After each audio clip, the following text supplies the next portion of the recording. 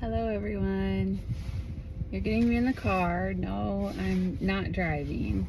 Parked in a parking lot actually. But I want to update you on my oncology appointment today with Dr. Lynch. Have not seen her this year yet. It's already May 1st. Actually haven't seen her since before my ostomy reversal in December. So it was time. It was very good to see her. She seemed very relieved when she saw me. I think, we've talked via message, talked on the phone, but really the only updates that she's gotten from me have been like blood work as she sees results and scans. And so I think she's pretty concerned about, seeing my numbers rise, my tumor markers rise. And so it was good for her to see me today. We had a really good conversation. It seems like she is on board with me pursuing surgery options or surgical options first. Sorry, I'm very tired today. I feel like this whole week has just caught up to me and I'm exhausted. I struggled today to put sentences together, so bear with me. But she's really concerned about my numbers, and so she has ordered what she's calling an urgent PET scan. She'd like me to have that done in the next week. That PET scan will scan me from chin to knees, and she just wants to get a full look at my body, which is actually really reassuring to me. So I'm gonna have the PET scan. They will be able to compare. The last time I had the PET scan was at diagnosis. So this is gonna give us a really good picture of what did it look like at diagnosis and what does it look like today, and then comparing all my organs and everything, all my tissues. So PET scan first, and then if there is no metastasis outside of the liver, then pursuing targeted liver treatment either at U of M or Cleveland Clinic, whoever honestly can get me in sooner and thinks they can do a good job.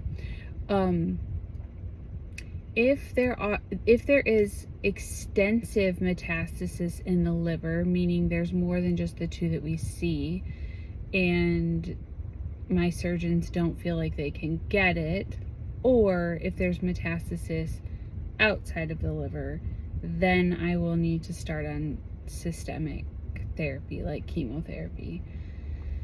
I have a lot of options for I have several options for chemotherapy still. I haven't failed any lines of chemo, meaning that I didn't have any progression on any chemo. So that's good. There's a center that she wants me to check out in Michigan that's doing some pretty innovative things with colorectal cancer, liver cancer, pancreatic cancer. So she gave me some homework to do some research on that. And then there's a clinical trial in Grand Rapids that is open right now called Origami 3. And she recommended I reach out to kind of have that on the back burner in case I want to try that. So it's like 3 different chemotherapies that they're doing in a phase 1 trial right now. And so I know when people think of clinical trials, they think like there's nothing else to do. Like clinical trials is all we have. And that is the case a lot of times. If you go through all of your lines of chemo and all of your treatment and you're not a surgical candidate, then you start pursuing clinical trials. But there's also space for clinical trials like where I'm at, to try and see if like an alternative treatment would work for me. My goal is to keep as many options out into the future as I can, to prolong life as long as possible. Saying that as a believer, knowing that God has already numbered my days. He knows the exact day and time that he's going to call me home and his plan is good. And so I can trust when he says, Rachel, it's time for you to leave this earth, that is the right thing. But I'm not there yet. And so, and each one of you has a day and time, and no one knows when that is. And no doctor and no person gets to tell you that. Only God knows. That's why we have to live each day like it's our last.